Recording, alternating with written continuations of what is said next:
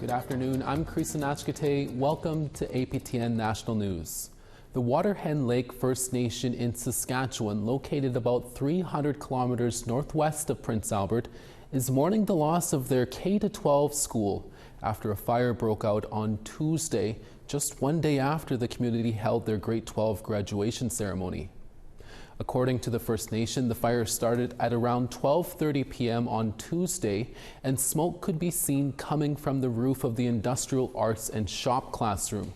Students and staff were quickly evacuated while emergency crews fought the blaze. The Meadow Lake Fire Department and crews from other nearby communities assisted, but the fire quickly spread.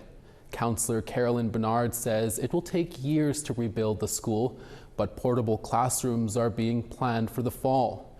Mental health supports will also be available for the community members. The RCMP is investigating, and security is keeping people away from the site for safety reasons.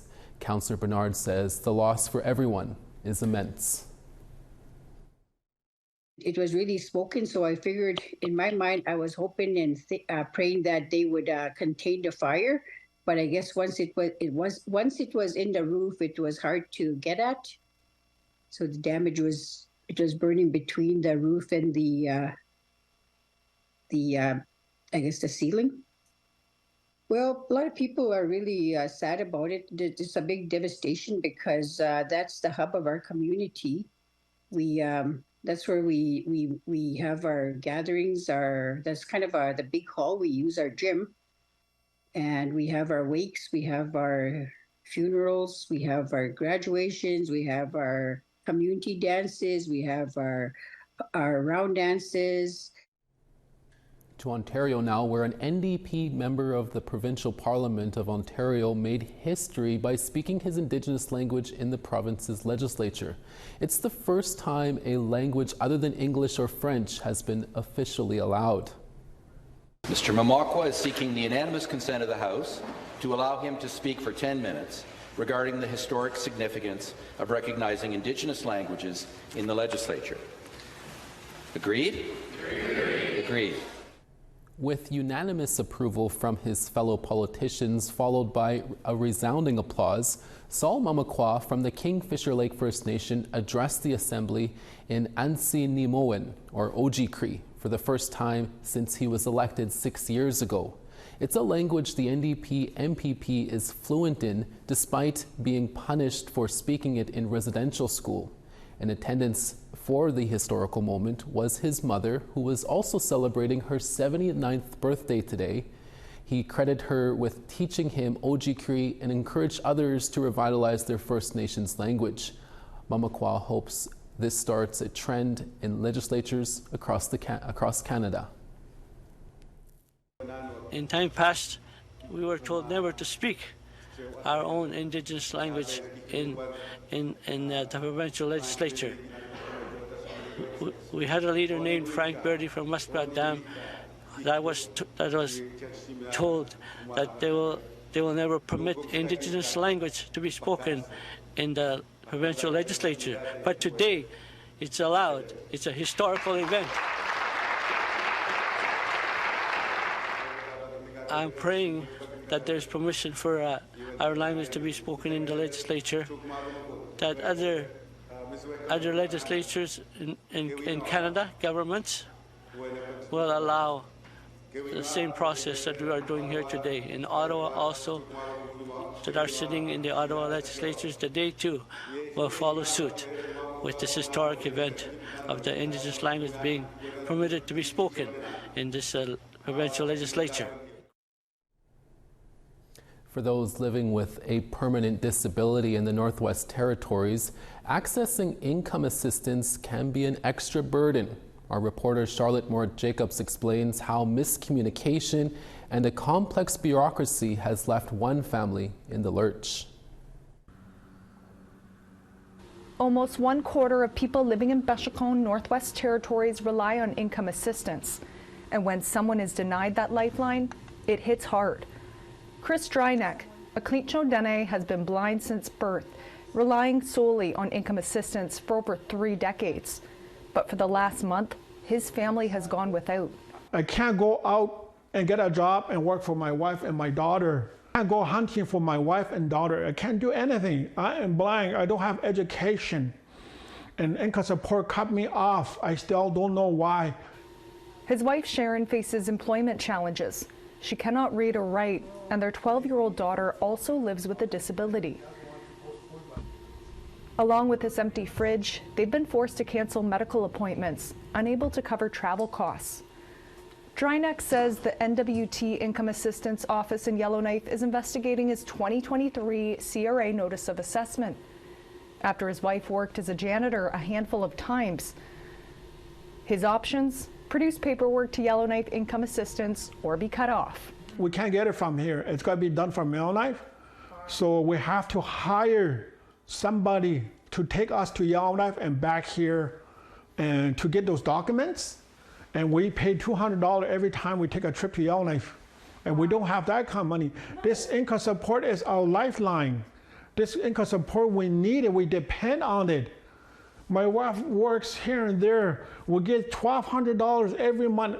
3,000 NWT residents are on income assistance, mostly long-term. Manager of Income Security Programs, Sarah Madsen, says paperwork isn't in plain language and can be cumbersome. Last year, only 19 clients appealed denial decisions. Client navigators do let people know that they can appeal. I think there's fear on both ends for both the client navigator and the individual about appealing. It is definitely a process that's worth following through with. Being on this side of things, when I was a client navigator, I was terrified of an appeal. But on this end of things, it's a good opportunity for us to take a look at our policies. Manager of NWT Disabilities Council, Janelle Joseph, says often clients didn't realize when signing paperwork that income assistance has the authorization to contact CRA, collect their tax return, and scan their bank accounts. She says client navigators aren't always knowledgeable of exemptions disabled residents are eligible for, like waiving the cost of ambulances and general identification cards. A lot of our clients, we're a disability organization, they have disability. It could be physical or cognitive, so they're very concrete usually. So if you tell me I'm denied, I don't qualify, I think I never qualify for it, so I don't want to apply again. I don't know I can appeal the decision. There's no navigators at Income Assistance to help people like appeal or let them know what the next steps are. They don't have that. On the refusal form, there's no spot to even outline why a client has been denied income assistance. In theory, everyone is permitted an advocate. In practice, Dryneck says his hasn't been allowed on any phone call meetings to start the appeal process. When we got kicked out of income support office last week, we got home, me and my wife, we both had tears because we were treated that way. Yeah. And a minute later, our phone rings from income support. She said, "Chris, come back." I said, "Why?" "My manager wants to talk to you and your wife alone." The territorial government acknowledges the system isn't perfect. That's why this summer they're changing it, so residents with a permanent disability and seniors won't have to apply every month for support. Instead, they will only have to apply annually, and if they qualify, get support for 1 year. But for Dryneck's family, that shift won't come soon enough. So in the interim, they'll try to sell what little electronics they have and wait 60 days until they can apply again. Charlotte Mort-Jacobs, APTN National News, Agecoutay. We're always looking for your feedback or story ideas. Here's how you can continue the conversation. If you have a story you want to share, send us an email to news@aptn.ca. To read and watch our stories, go to aptnnews.ca. You can find us online on your favorite social media sites, including TikTok, YouTube, LinkedIn, and X. Follow APTN News to join the conversation and see our latest stories. With spring here, it is now graduation time. Our Maricela Amador takes us to one when we return in about 3 minutes. Stick around.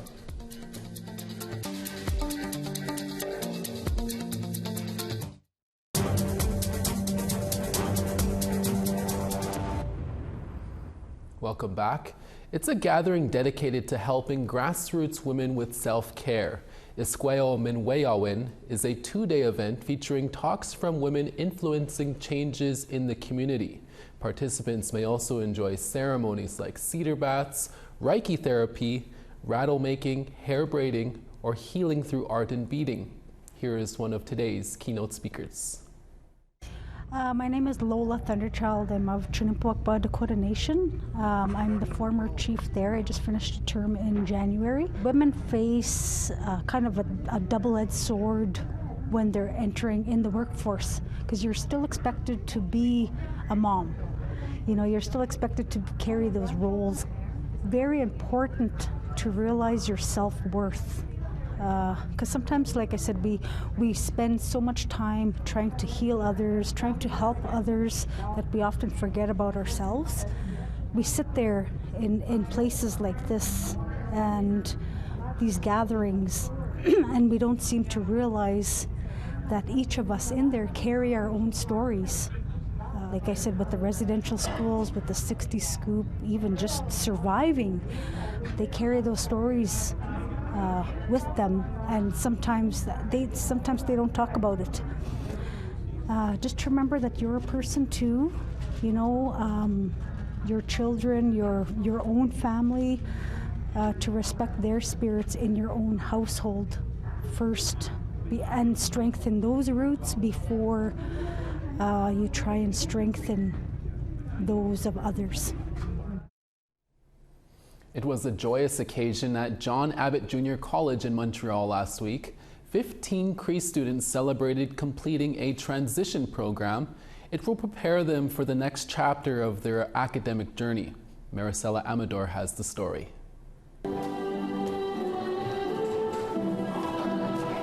This is John Abbott's ESQIO program, class of 2024. Get ready, y'all. Just moments before, Christina Pachano and her classmates excitedly prepare for a memorable experience. No, I'm anxious. I want to get it over with now. It's really hot over here. I'm not used to the weather. Congratulations to all of you. Pachano is 23 years old. She says the one-year virtual transition program gave her the confidence to pursue higher education. The best part?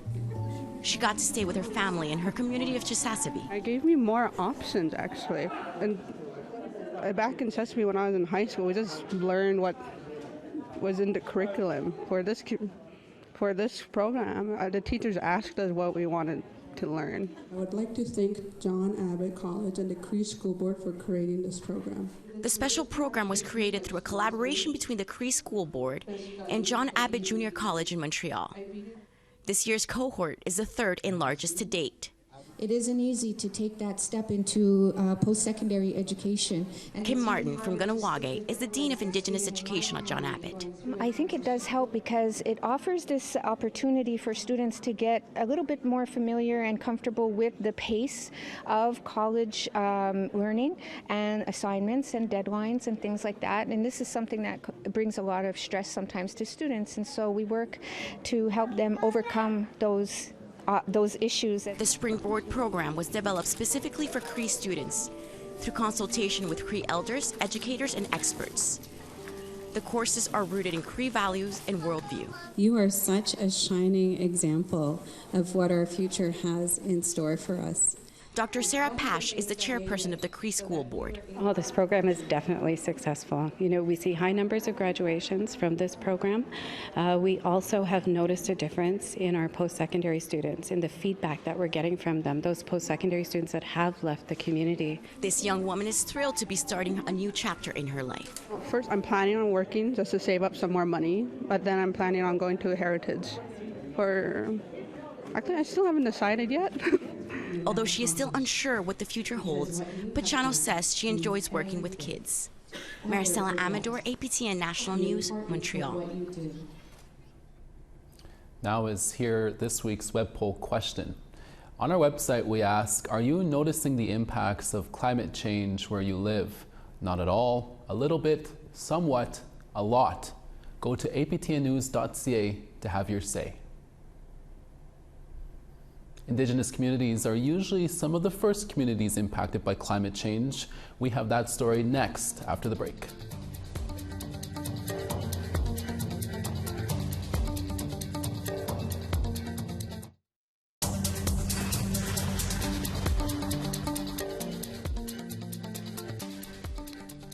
Over on the East Coast, St. John's 7 with rain, Charlottetown 16 with some sun. Inujuak 0, La Grande River 6. Southern Quebec, Quebec City 12, St. Jovite 11. Southern Ontario, Peterborough 15, Toronto 17. Timmins 24, Thunder Bay, sun at 13.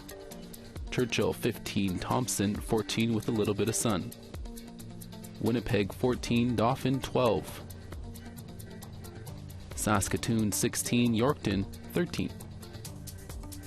Stony Rapids 10 with rain, La Ronge 15 with sun. Fort Chipewyan 12 with rain, Fort McMurray sunny and 13. Edmonton 14 with sun, Calgary 14 with sun as well. Vancouver 8 with sun, Quesnel 7. Dease Lake 2, Smithers 3. Mayo 7, Whitehorse 1 with some sun. Wati 12, Fort Simpson 11 with sun. Inuvik -1, Colville Lake 9. Baker Lake 2, Chesterfield 3 with rain.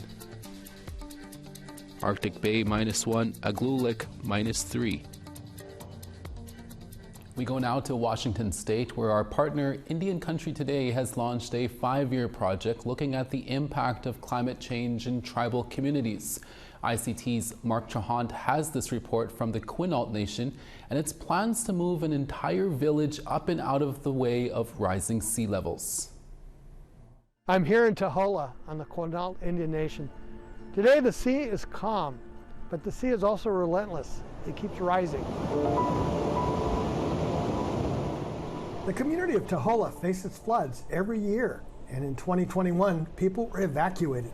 Plus, there are king tides, the highest tide of the year, that pushes water back several streets. So more than 20 years ago, this community began talking about relocation. So the water was coming in from the river and just coming directly into the village. And it was just kind of coming in through the driveway and then coming in through the rocks. It probably filled up both of these streets here within 2.5, 3.5 hours maybe. And then where we were standing now, we probably got up to, a little over 12 inches. What makes the Quinault story so powerful is that it's a window into our future. The idea that, like it or not, a changing climate will determine how we live, where we will live, what we will eat, and how much it's going to cost.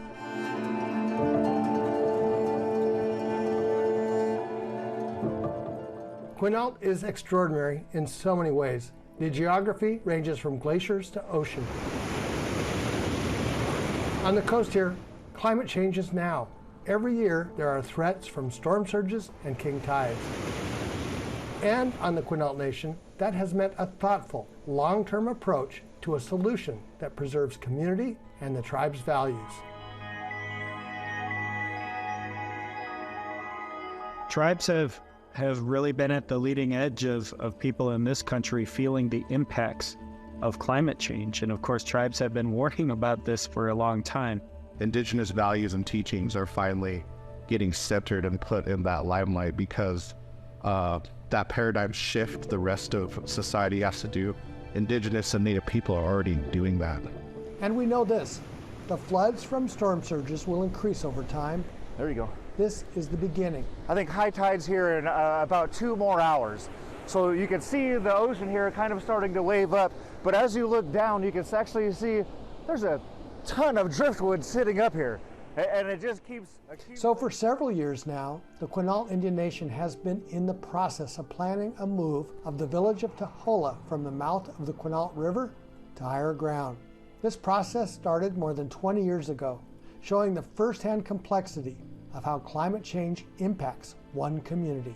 We're at this place in time where the world is on a trajectory that can't go any further. It's not sustainable. And so we're starting to witness everything collapse around us. We're seeing ecosystems collapse. We're seeing political systems collapse. And as everything around us collapses, those things that we stand on to be true, to be timeless, we are rising.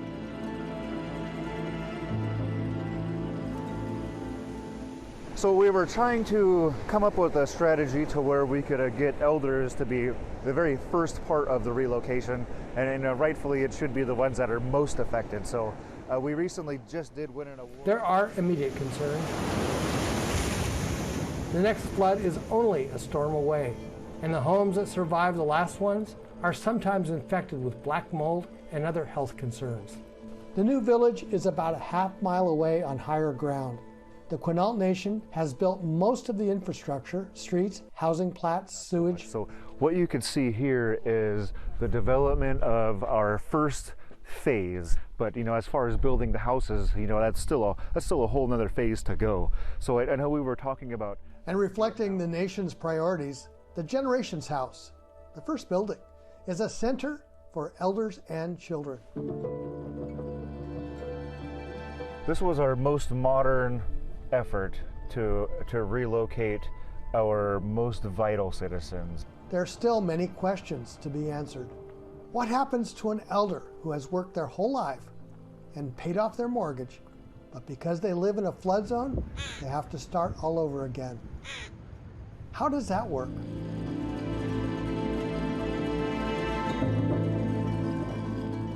And who pays for all of this? The Quinault Nation has not figured out yet where more than $450 million will come from. We recently just did win an award for, I think, $1.9 million from HUD, and that was to construct 6 senior units. So that's going to be our first go. And here's the thing, the Quinault Nation is further along in this sort of planning than nearly every community on the planet.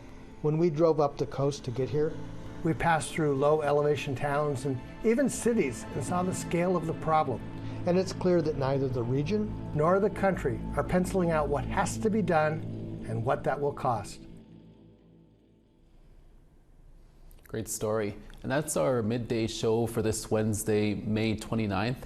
We also want to send out a big congratulations to the APTN Investigates team for winning at this year's Canadian Screen Awards last night. The team won Best News or Information Series, and APTN Investigates video journalist Rob Smith was awarded for Best Photography, News or Information. Great job to everyone. We lift you all up. Hi, hi. From the team here in Winnipeg, hi, hi, miigwech, masicho. Thank you for watching.